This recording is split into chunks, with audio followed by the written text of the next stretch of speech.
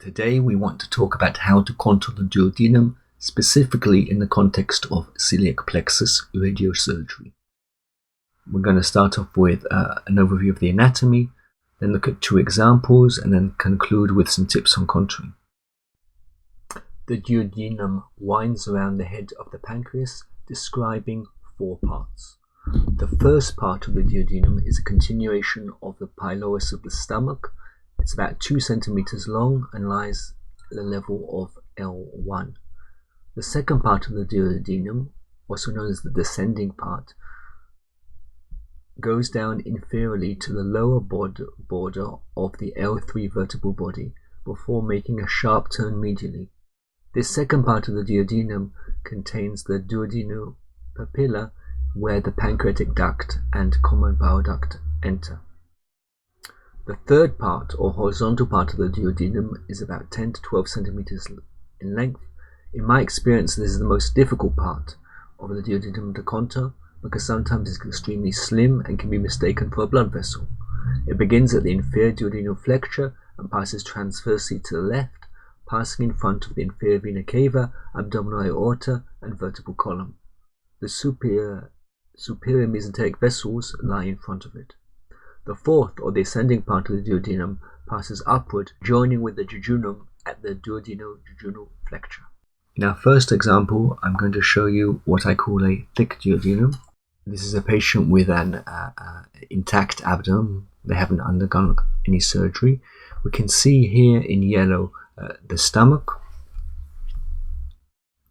And then at the end of the stomach, we can see where the duodenum starts in green, and it's winding around the pancreas, which is in purple.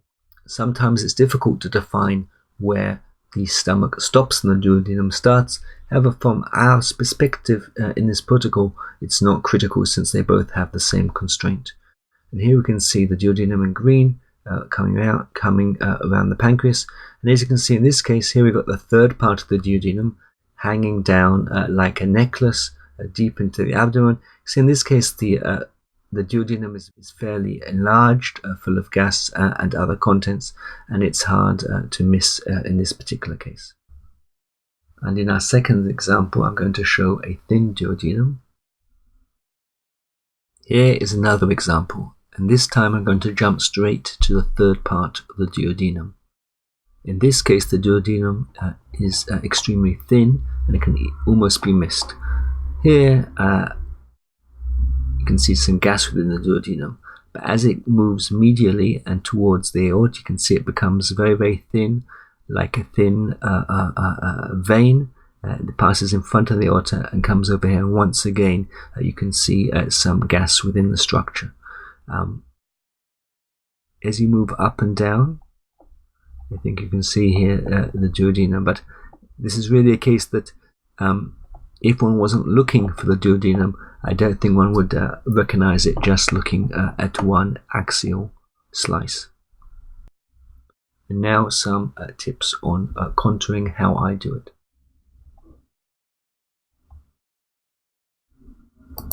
So in this video I'm going to show actually how I contour. I start at the GE junction and I go every 2 to 3 slices. In my case, we simulate with 3mm slices. I just point out this video has been speeded up about 4.5 times. I really can't actually contour this way. So here's the stomach. I'm often not quite sure where the stomach stops and the duodenum starts. I think it's about here.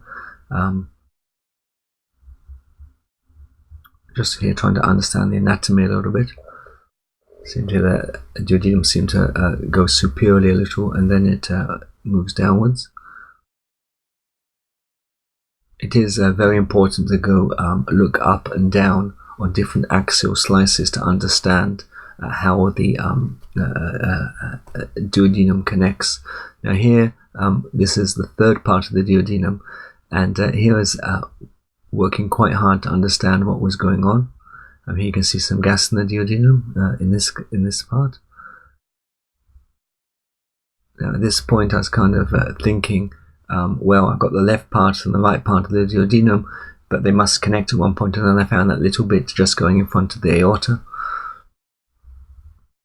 And now, before I interpolate, I'm just checking that I've contoured correctly. So interpolate, I haven't missed any partially contoured slices.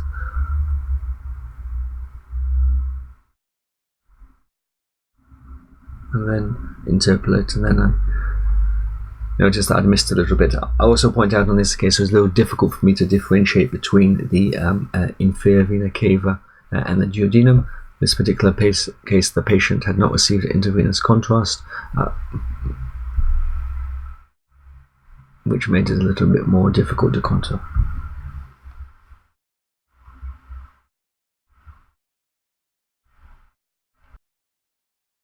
So, in conclusion, we've understood the anatomy of the duodenum.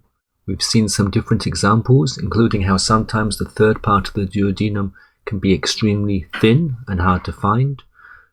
We've discussed some contouring techniques, in particular that one needs to actively look for the third part of the duodenum, and also how I go from slice to slice to ensure continuity of the structure